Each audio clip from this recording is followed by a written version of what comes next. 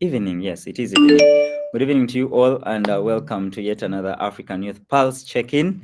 As always, my name is Sebastian, Segawa Ivan Sebastian, your gracious host, and I'm very happy to say that today I have a couple of guests. We're going to be diving into a few introductions and then conversations. And today's conversations are going to be unique because they are focusing specifically on Tanzania as a follow-up on the Tanzanian youth democracy dialogues that we have been having with the hashtag that has been running, the Tanzania we want. Young people coming out to share what the Tanzania they want would look like, that vision. And today I have a couple of young prolific people from the great republic, the great United Republic of Tanzania, that are here to share a few insights. But before we hear from them, you guys know the norm. Music fast. And on to the You Lead Africa song. Tusonga mbele mama Afrika, Afrika, Tusonga mbele mama Afrika, Afrika, Kwa pamoja Afrika, mwishani wote.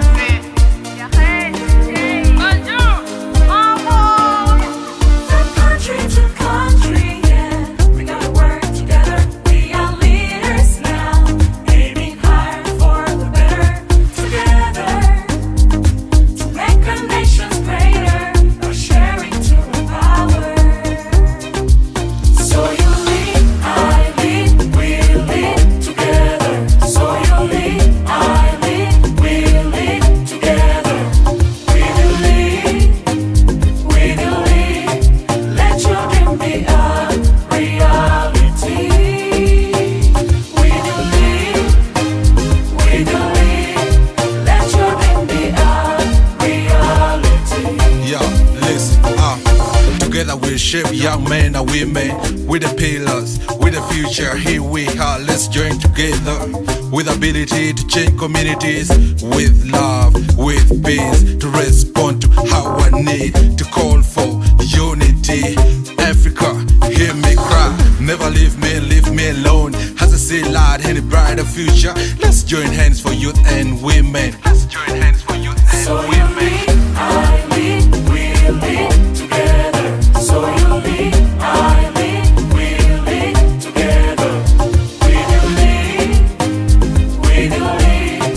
Let your dream be a reality. We will lead, we will lead. Let your dream be a reality.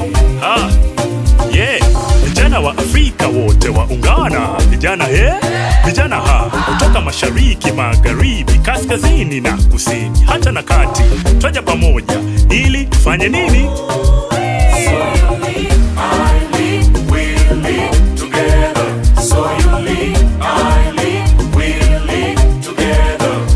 We will lead, we will lead. Let your dream be a reality. We will lead, we will lead. Let your dream be a reality.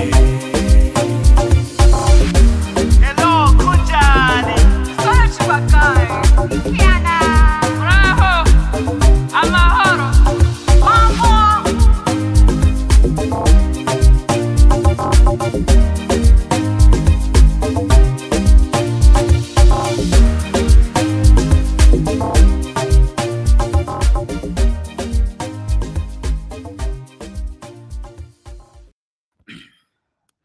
All right, and we are back. Welcome back from the Yulit song. I don't remember which version we have played. You know, we have a couple of re-editions. We have a whole catalog. And for those that attended the Yulit Summit that is concluded, that has recently concluded from Nairobi, you know that it was a party down at Bomas of Kenya, and we were very happy to have you.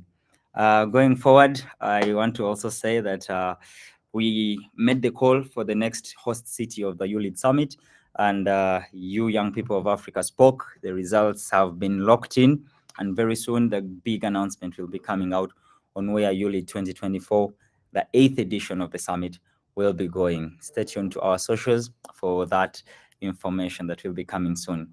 And for now, I am just going to go into the introductions of our guests. But first, for those of you that are just joining in, my name is Sebastian, Segawa Ivan Sebastian, and I am at the home of ULID Africa. I am in Arusha, Tanzania, MSTCDC, and it is very exciting to be here. I am here with a couple of amazing people.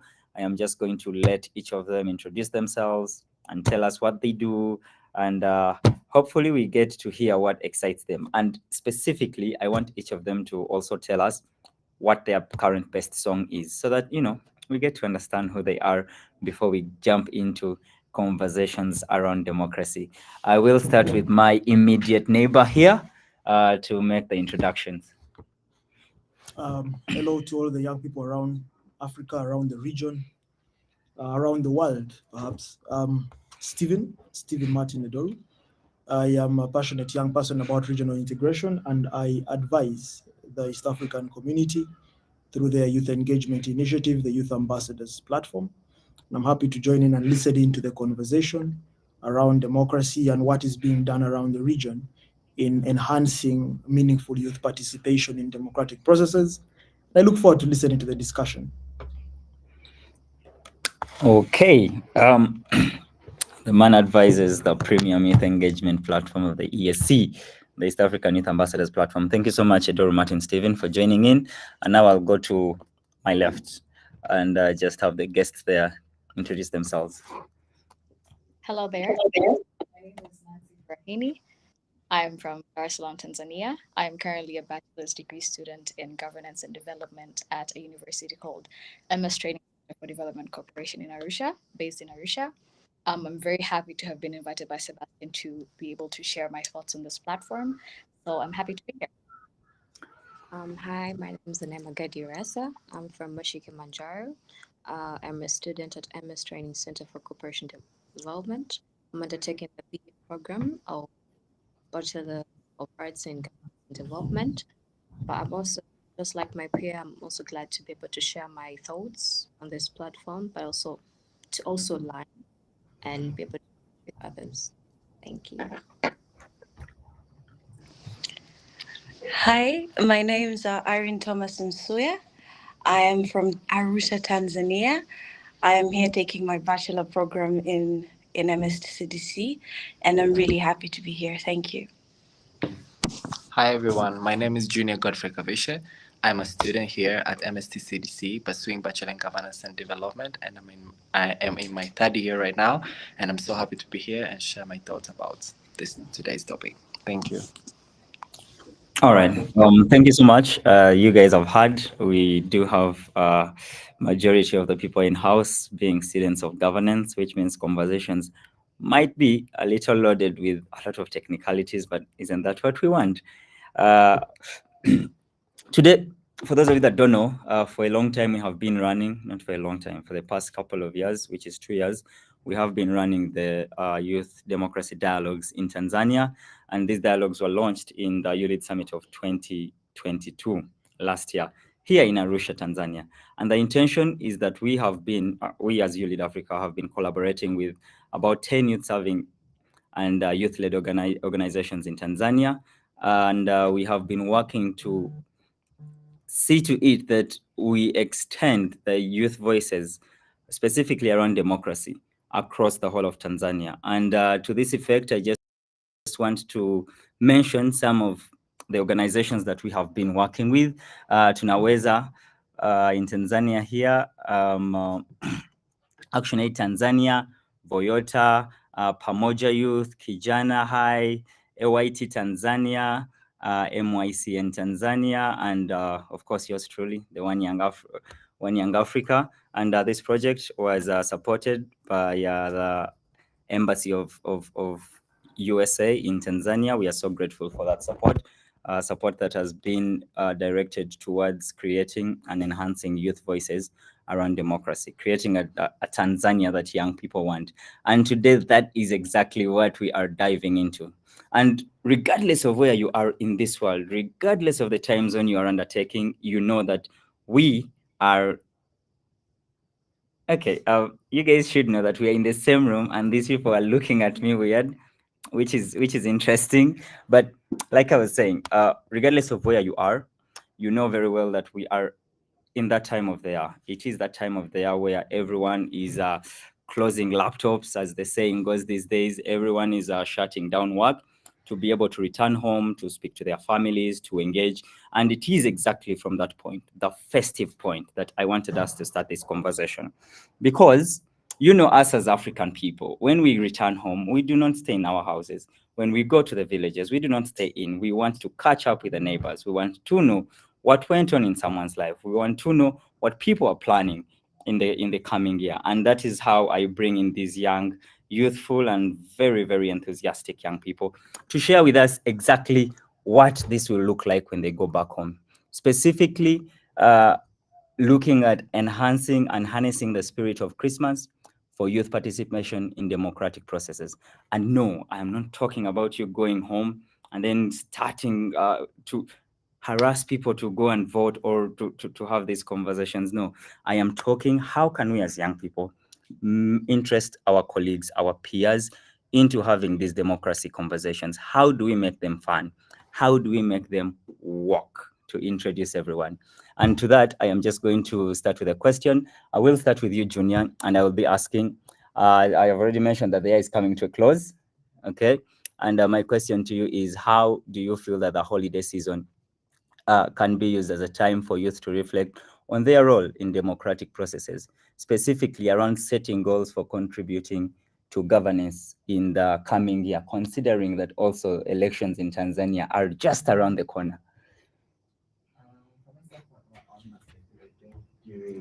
Uh, Please repeat again. I'm sorry. now you can Please proceed, repeat the Junior. question. Sorry. Oh, the question. The question, okay. The question was that we are ending there, but most importantly, Tanzanian national elections are knocking on the door. I think sometime next year that conversation will be had. And my question for you is that as we return home for the festive season, how do we interest our peers into engaging in conversations around democracy, into engaging into interesting them in participating in elections? From my own perspective of view, I think how can we make our peers to engage in democracy through education and giving them what is our personal view about democracy. That will help, like it will help us and them to be able to engage and know much about democracy, like sharing our view first, what we know about democracy, what democracy is, and let them share what they know about democracy. I think that's like through the education and share our own perspective and ideas about democracy. Okay, I want to jump. I would like to come to you, Irene. Do you also share in the same view, or you think that it goes further than just that knowledge? I like your question and making it fun and interesting. So I Okay. feel like one way we could do it is to make it relatable. People, youth especially, don't like getting into these conversations because they don't find them relatable. So we make them relatable in telling them that how much participating in ensuring democracy in our country can help them in their day-to-day activities. So when you make it relatable to their day-to-day activities, I feel like that is a fun conversation to have. Okay. At this point, I'm curious now. How do we make that relatable? How would you start? And I want to come to you, Nancy. So besides just trying to make it relatable, I think the major issue as to why these people don't really engage, youth mostly, they don't really engage in the activities that country is because they don't really understand how the scope of you know affects their day-to-day lives. So I feel like getting to understand the role or scope of how democracy affects them indirectly will actually encourage them to want to that comes keep being engaged while knowing what Erin said. maybe it could be in school activities, it could be in field trips. You could invite them or to, give them or you can give them community like engagement where activities where they can be there and learn from other youth who they participate whatnot. So and whatnot, so they can like get into the spirit of, okay, I think this is what we need to do as a youth of our generation. Because again, we try to we try to embrace democracy, but the country itself tries to be like, okay, this is how we're trying to be very democratic, or the country says it's really democratic, but in reality, but reality but in reality, we're still not there yet. So I think as the youth, as future leaders or future people who are going to be implementing these policies, I think we should find ways to get people to to get people to actually embrace the patriotism when it comes to democracy. That helps us. get All right. I find the word patriotism very interesting. And Nim, I now come to you. I know that you have been very heavy on engagement around youth spaces. And specifically, I know for a fact that you have been an ardent participant and attendant of the ULIT Summit. And to that end, you have been very central around organization of the summit and supporting young people in engaging in such conversations. Do you feel like we are on the right track around enhancing our patriotism spirit in these young people in Tanzania? To an extent. To an extent, because through ULID, it's a platform where youths from different places in the world can be able to come and engage and talk about the issues facing democracy. But also at the same time, our civic education hasn't reached to an extent where we can be able to instill the patriotic, like I said, the patriotic nature or within our students or within Tanzanian national, where they can be able to grow up and reflect in their places of work. Because being patriotic doesn't mean it's just Depends on the political spectrum. It spectrum. goes It deep, goes go through the go through the can environment, deal with it, can with deal whatever. with whatever is within the country. So I think So I think start with the we civic start with the education, civic how education. with the civic How would the civic help education help the youth the youth and also the and also the able children to to be able build, to build up their to be able patriotism, to build up, to be able to build up their but patriotism. also But you also also need to see we also need to see our leaders do because it. if Because if the leaders don't express patriotism in any kind of nature, whether it's within through their work or it is through through whatever conversations they have on the global platform, we want your you won't be reflected by the or nationals the youth, or the youth, like especially the youth. You won't see it being so reflected. So it has to start it has to start with the leaders, and then from it comes down to the civic. the civil society or the Because once it citizens. Because once it's reflected on top, it can be reflected down. All right. And now I want to come to you, Ambassador Doru. And you pride in associating with the ES Youth Ambassadors, and I know for a fact that ES Youth Ambassadors have representation in the Great Republic, the United Republic of Tanzania. I just want you to tell us, as young leaders in power, do you agree with the sentiments that have been shared here today? But also, what is your contributions towards supporting this conversation, specifically now that people are going home and everyone is going to be in a festive season, but we are looking at a looming democratic process around Tanzania? Well, that's a very complex question. I'll answer it in twofold. The first is on whether I agree with the sentiment. I think that we cannot understate the importance of civic education and community engagement in mobilizing young people to participate in democratic processes. And to every extent, we have witnessed how this type of civic engagement can be a tool for mobilization of youth. And this can be traced through a long history, but most importantly, in recent times, we can observe that citizens are only as engaged and as empowered as they are aware or as much as they have learned about these things. So it follows that civic engagement or education or some mechanisms for empowerment are a necessary tool in order to enable them to participate in democratic processes. And democratic processes are a range of things. It goes beyond the electoral cycle to what is the build up to these processes, to how do they take up positions in government, or how do they participate in governance. It goes to how do they hold their representative leaders accountable? What are their mechanisms for checks and balances in any democratic cycle? How do they leverage systems of reporting, leverage systems of accountability in order to be uh, actively participating citizens in their democratic processes? So I think that that's something that's very important. So to that extent, I think I agree with the idea, or I agree with the suggestion that engaging young people in civic education is important. But also, what would the regional interventions, or what is the regional approach as far as, for example, the United Republic of Tanzania, that's a partner state, how far does that go? I think several things. First, that um, partner states within the region have demonstrated very uh, significant steps in growing their democratic processes in terms of how they engage with the citizens, in terms of how they organize and mobilize their electoral cycles. All of these are very important things. So I think that regionally there is that growth. The question for us is whether youth participation is reflected in that growth. And that is where young people that are in leadership play a critical role, because they speak to how youth can be mobilized to reflect their participation in the democratic growth that we are witnessing as a region. And that is where a range of initiatives, platforms, youth ambassadors come in order to bridge this gap and guarantee that young people participate. So I think that those are important discussions to have.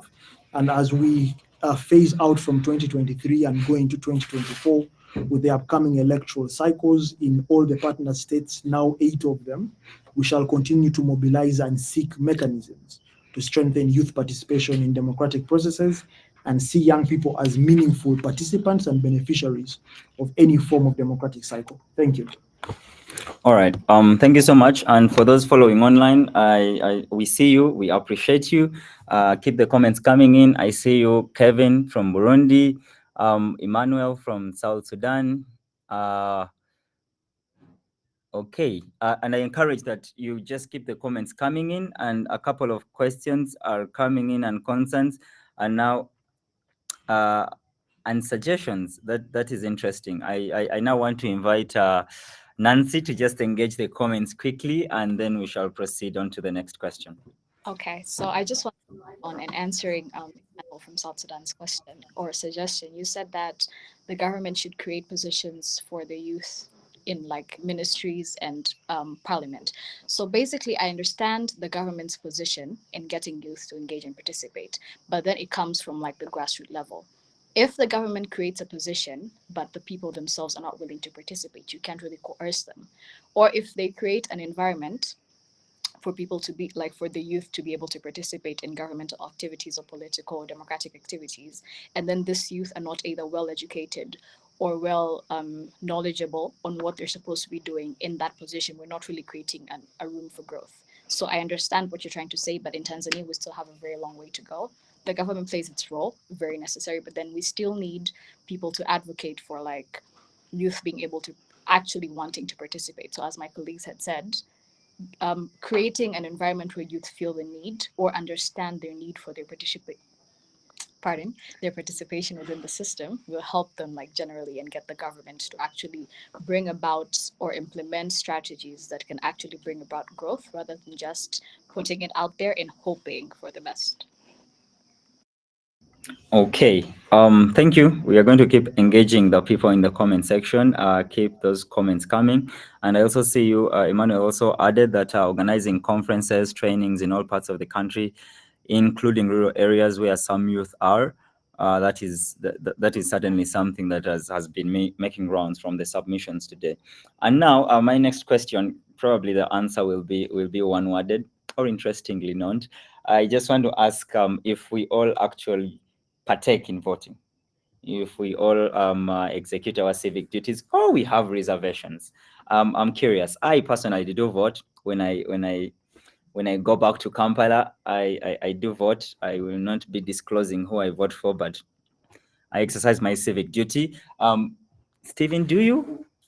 Yes, I do. I voted in the last electoral cycle in 2021. I think it was January if I remember properly, in the Republic of Uganda. All right. And now we go to the elephant in the room, and that is the Tanzanians we have here. Again, I will start with you, Junior. I just want to know, do you exercise your civic duty? You've never voted. Why is that?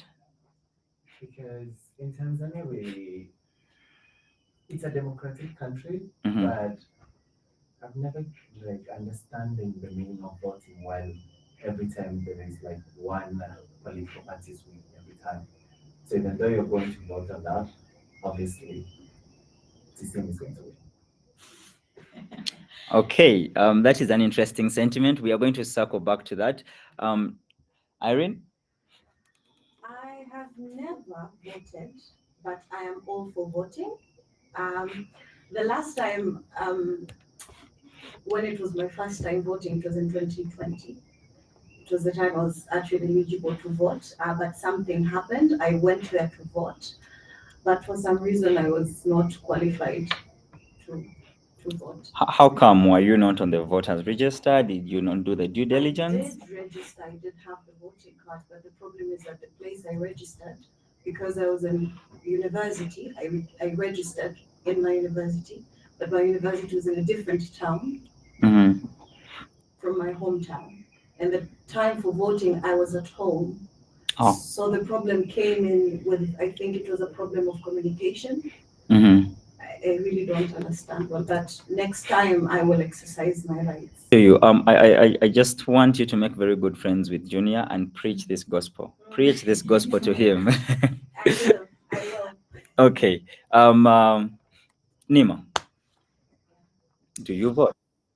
Uh, Oh. Unfortunately, I have not voted.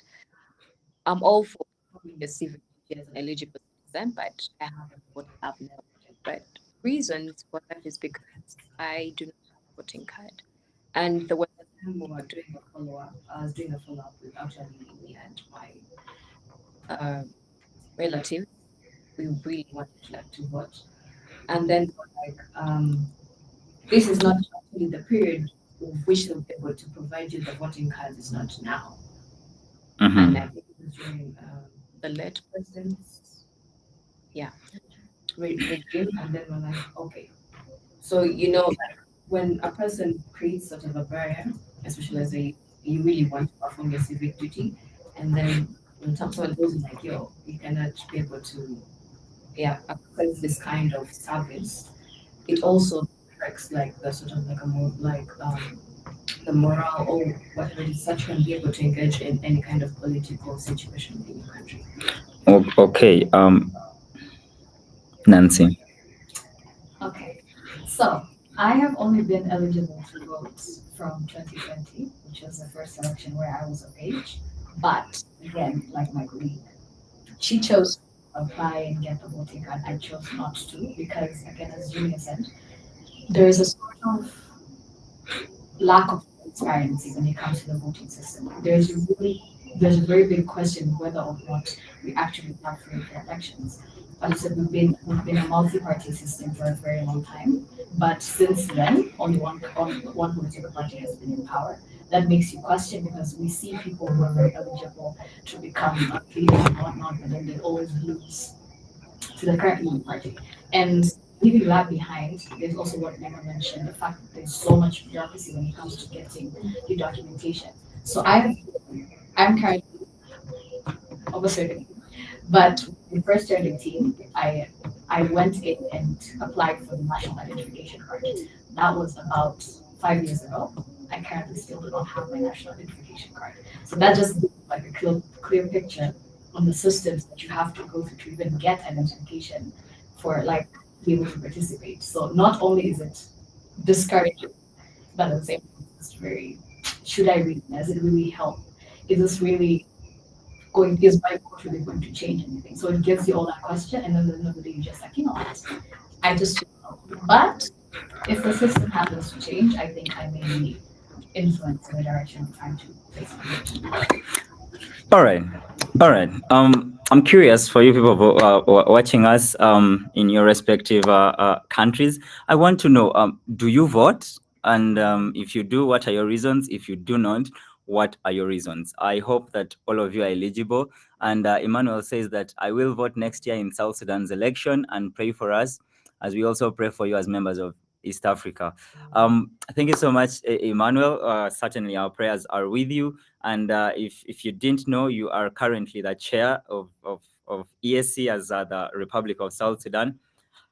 And we know for a fact that your elections are going to go well. But now, coming back to this conversation, so for the people that do not vote, your reasons are that you do not feel like the system is fair. And I am curious, if you are not contributing towards the change that you want to see, if, for example, you say, I am imagining both of you probably would prefer the opposition if you were to vote. So if you do not vote, how then do you say the system is not fair because your vote is not counted? Where do you get the moral authority to call out the system if you're not participating? Because what if the person who actually does vote votes for the party that wins? What gives you that assurance that the system is wrong if you are not contributing? Because it would make more sense if, for example, you did cast your vote and maybe you stayed at a polling station and your candidate got zero results, yet you're very sure you ticked them and perhaps there is even no invalid vote. And I say this because I have had the great honor and opportunity to observe the 2020 general elections of the United Republic of Tanzania. Hello, the people in Bear. I miss you. I want to start with you, Junior. Why do you feel, yeah, your vote does not count when you don't even cast it? Okay. It's true, I've never voted, and it's give me like not trusting the system. Junior, please do unmute. Yes, it's true that I've never voted, and I don't think of voting in the future because I've observed through many people, especially my family. My mom votes, my dad votes, and also my brothers. And I've never seen the importance because they voted, maybe they're going for the votes, but the votes have never been like included in the system. Like, how can I say this? Hazijaichukua maana. Yes. So that's why it's holding me back to put my time and starting doing the registration and going and vote. All right. Because I've seen people voting and it's never changed anything. Okay. I want to come to you, Nemo. We are in this room, and this room arguably has brilliant young people, specifically those pursuing a governance course. And in the opening remarks of all of us, we were very heavy on civic education as a trigger to supporting young people to engage in democratic processes. And now I am looking at civically educated young people, people who know what their job is as citizens of age, people who know what civic contribution does towards national growth. That's so much that even if, and I'm not saying this happened, but even if the system was unfair as you people want to imagine it, because I personally find it interesting that you have called it out without giving it a chance. But even if that was the case, what guarantee then do we have that civic education will help young people engage more in these democratic processes, given that this room alone is testament to that statement perhaps being null and void? Okay, thank you. Civic education helps to build, besides building awareness, it helps them to be able to set their goals and priorities. Mhm. So once you already stand those goals and priorities, and you can be able to emphasize them once you go out to be able to perform your civic duty. The issue comes with you might have emphasized your priorities or the goals, but when you have a system that continuously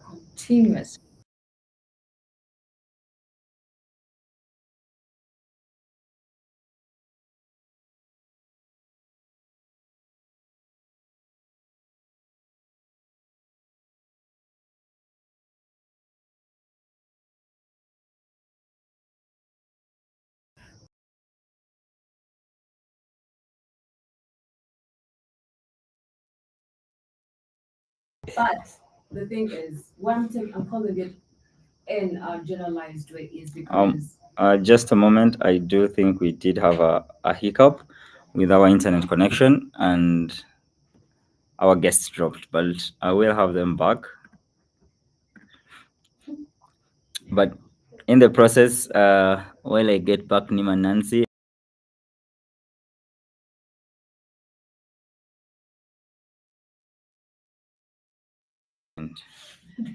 Okay.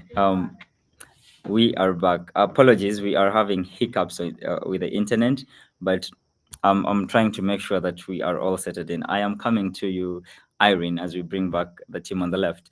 Um, you are someone who is very interested in the democratic process. You are someone who is very interested in voting. Even when you got some level of frustration in the last electoral cycle, you still are up to it. What kind of message would you have for your peers that feel that maybe the act in itself of going to the polls might be all in futility?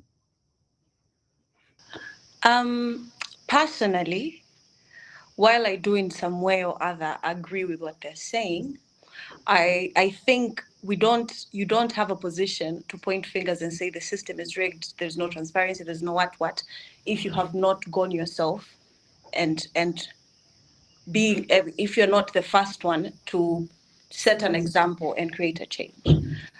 My conviction in voting is that I will go to vote because I will get that what do you call it, legitimacy to be able to raise my voice because I said I voted, and even though the person I voted for did not get the position, you who is in the position, I can hold you accountable because I did participate in the voting process. So for me, I feel like we should not go with that mentality that because the system is, we do not appreciate the system, whatever the case is. I feel like we should go with the positivity that when you vote, it's a way of making change. Okay, I now want to bring in Nancy.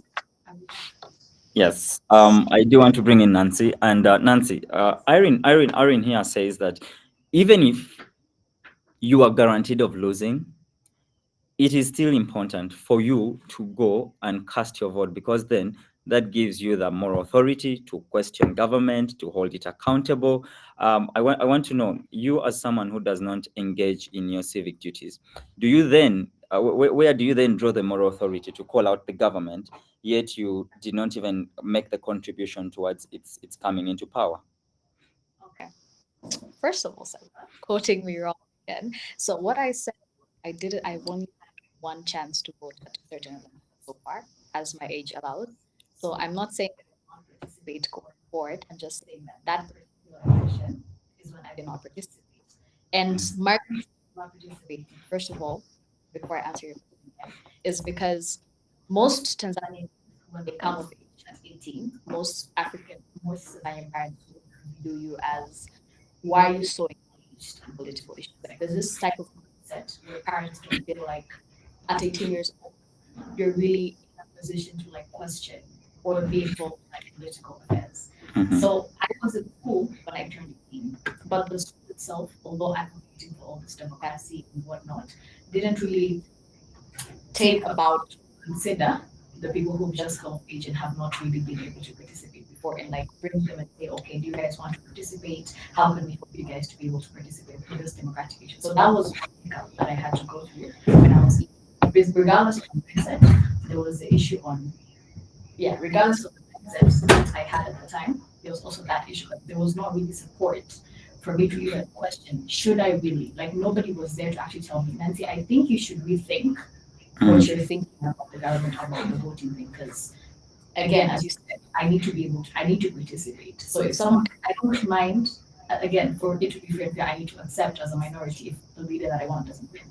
So the fact that I didn't participate means I can't really hold the person in power accountable. I can sit down and speak all I want, but I wasn't there to like, I didn't put them in power, nor did I criticize their position to be in power. So going forward, I think that's where now the youth inclusion and what should come in. I feel like not like I should start from the very bottom level, schools, educational system, parents, and like family or guardians who work with the youth.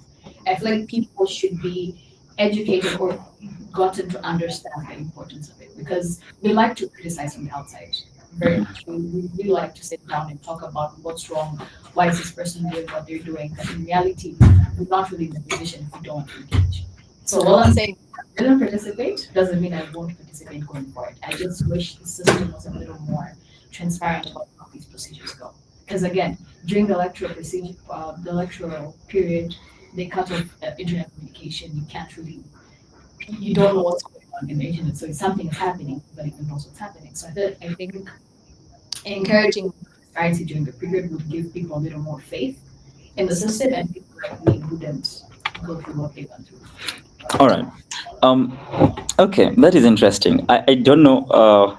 I think the only East African country that I know that did not shut down their internet during elections must have been Kenya last year, because that is also a normalcy in Uganda, and usually the reason is around security. But also, I think we have voted without the internet era, and we have had some level of transparency coming in. But I do respect your reservations. I do. But you bring in a critical conversation now on the influence of the elders around these young adults. You speak about parents, and then you speak about the role of schools in creating conversations around this. I want to return to you, Nema. Have you also had a similar influence from close family and from maybe institutions you've been to school at the time you came of age with election? Did you have any push towards them encouraging you to be civically engaged, or these are conversations you also picked up on the way and there was not exactly a foundation for you to stand on? Okay, as a Tanzanian who grew up in Uganda, I did not have, okay, like I can say, I just saw the perspective of the Ugandan like livelihood. But also, I would say like when I come back to Tanzania, there is this sort of a negative, sort of push that is towards politics and engaging in political activity. But when it comes to voting, my parents actually encouraged me to vote. I just don't know why, but they have never encouraged me to vote. So I just took the initiative to go and get a card. So unfortunately, we have bureaucratic processes that hinder like you to be able to get that card, the voting card. But when it comes to, I've had conversations of some youth in particular saying that their parents don't encourage them to vote because some believe at the end of the day the ruling party is going to win. So you vote one count. No matter how much you put, like no matter how much you go and engage and go vote whoever you want to be put in power. So the thing comes with we have a multi-party system. However, there the questions towards how they actually win. Because if you can see in Zanzibar, was if I'm not mistaken, it was in 2020, 2015, it was 2020, yes. So we found that people expressed their dissent and somewhat ruled in the process. And others can't. So when you have that sort of thing that is actually shown towards the youth, that discourages. Okay, I want to come on that issue of dissenting voices. I think even democracies that we think are most developed, and I will bring the US of A in this, we do remember that in their previous election, the president, the sitting president then that lost, His Excellency Donald Trump, called out the system. He said that the election was rigged. And maybe he was onto something, or maybe not. Of course, the courts later judged in the otherwise. But isn't it a normalcy, though, that we shall always have people who are bitter with the system, mostly those that are not benefiting from it at the time? And should that be a reason for us to shun the system and not embrace it? Maybe that's a question that we can engage in another day, because you guys know that the pulse check-in goes for 45 minutes and we are a minute away from ending this. Very interesting conversation. I'm still in Arusha, and hopefully, these good people will give me some more time and I'll be coming back to you with them. But for now, I just now want to call each of them to give parting shots.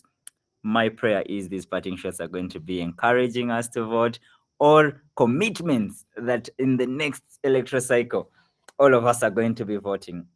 And I will start with Comrade Edoru from the ES Youth Ambassadors platform.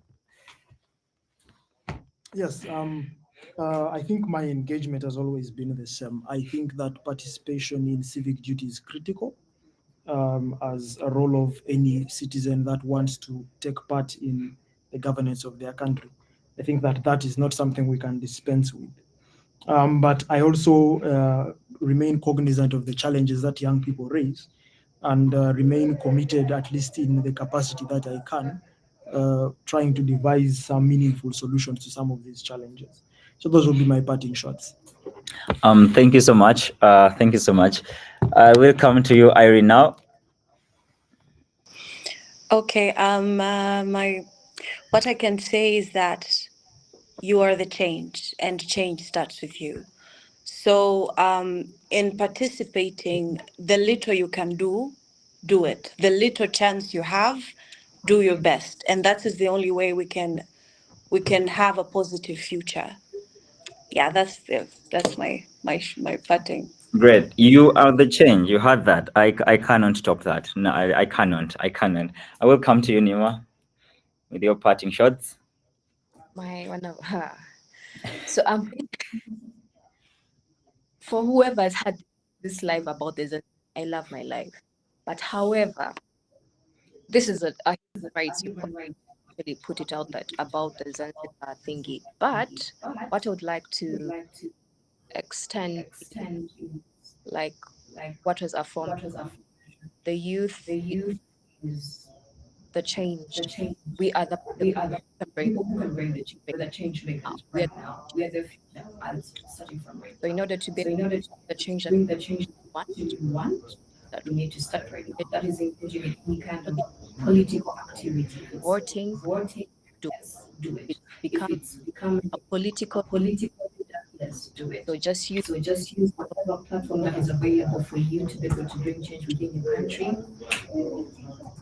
that's it. You had it. Get it done. Okay, Nancy. So I would just like to add on what everybody has said, but I would like to focus more on not just us, but also the systems that have been put in place. Tanzania as a country is trying to shift their educational system from more theoretical to being more practical or based. So I feel like school from like very low level from primary school when teaching about civics, civil education, how people learn political sciences in universities, I feel like they should stop focusing on theoretical aspects. What democracy is. These are what the These pillars are what pillars are. This is are. This is what's important. I bring, feel we should bring people to the field, get them to get them to state see the state or understand or put them in a practical position to actually want to engage themselves rather than just hear and advocate online or something like that. also Also, the elders the elders in our country should really, really, really try to understand that you can't shield the youth from everything. giving I feel like giving them under the chance to understand what's happening in their country from a very young age can actually help them be able to understand when they get there, they can actually they can actually make a positive impact while understanding the background of what's been happening throughout. So thank you so much for tuning. tuning in. All right. And to those that have been staying with us, Emmanuel Sasa James has been very vocal. He says thank you, and I'm glad to be with you today.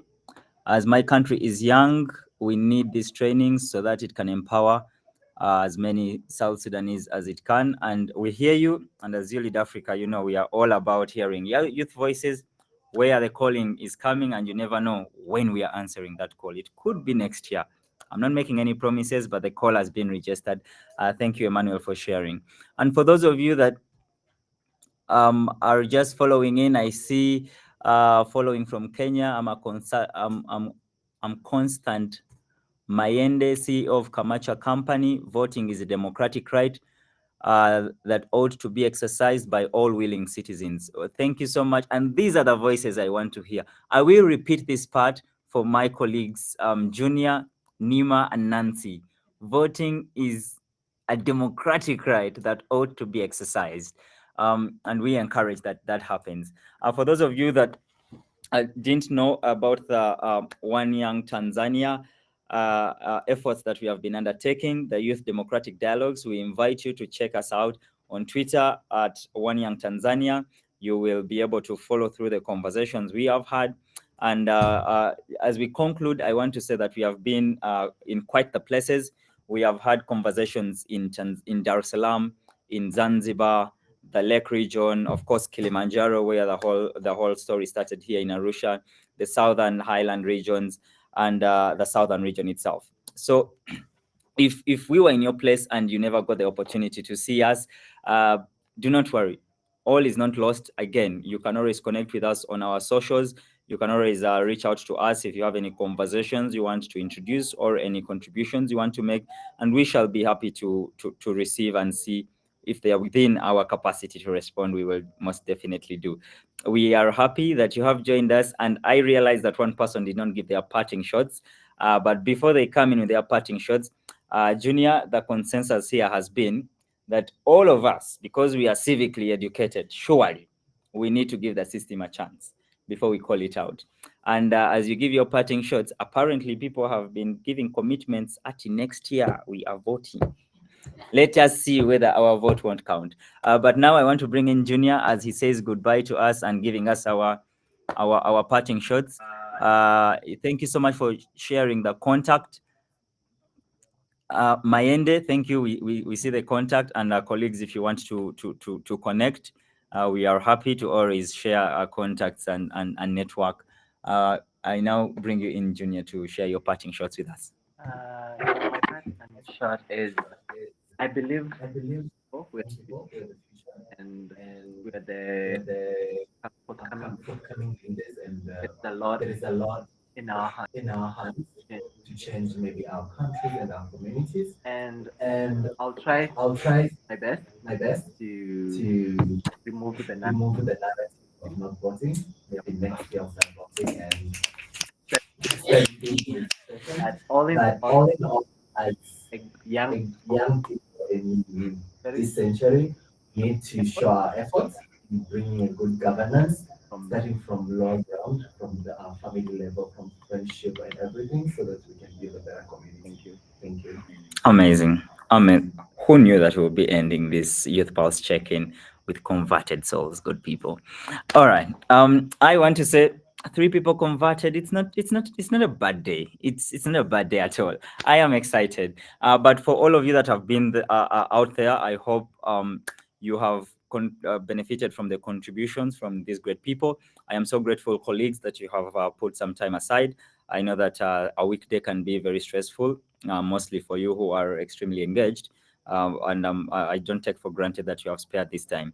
And for you, our viewers, I do appreciate that you put in the data, you put in the time and the effort to follow, comment, and share your views. We do not take it lightly as You Lead Africa, and we always welcome these conversations because ultimately they shape the future of our countries, of our regions, and of our continent. And I want to add, at the risk of sounding redundant, I want to add to the voice of many that have insisted that as young people, we are the voice of now. We are the change that we need. And we can only be that change if we participate, if we make cause, if we are present. So let us do that. And we can do that in very many ways. And from me, I always say that pay forward the good that happens to you. And the good that has happened to you today is that you have had good conversations around electoral engagement, around young people engaging in democracy. Where we started from was quite concerning, but we ended on a very good note, a very, very good note, which is a good thing. And I think this is why we need to have more of these conversations. When we started, I talked about this being a holiday period.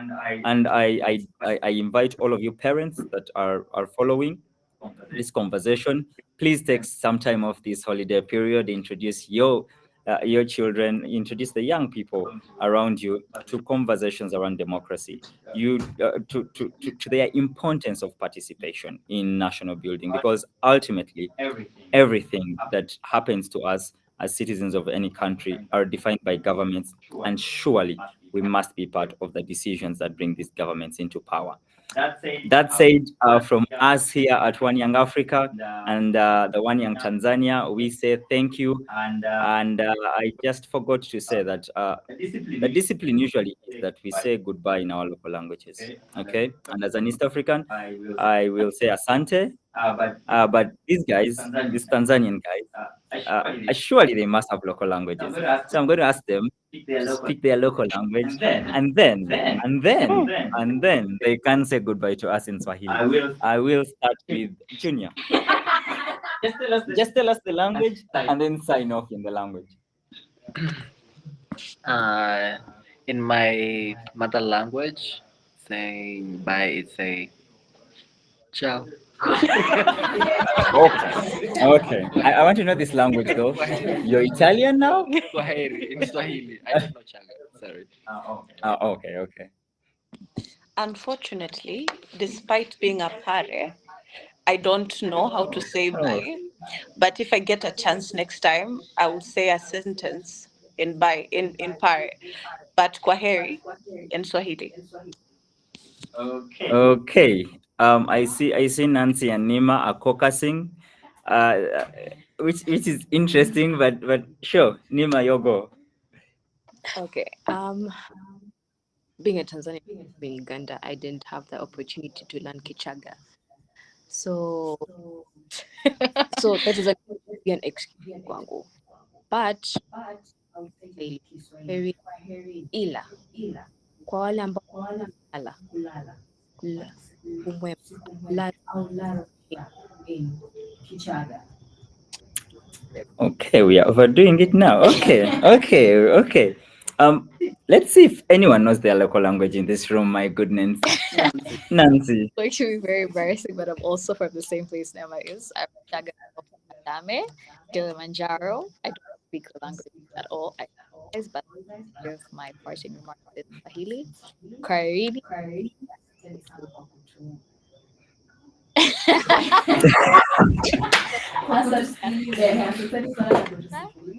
Nakutana tena.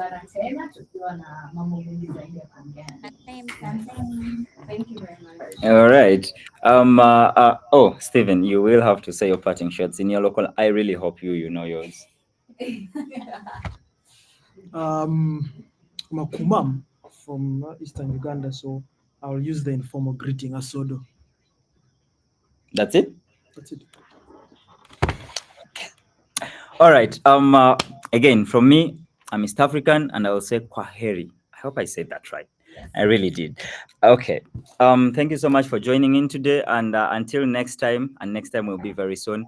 Thank you so much. This remains the African Youth Pulse check-in. From us, we say good night. Cheers.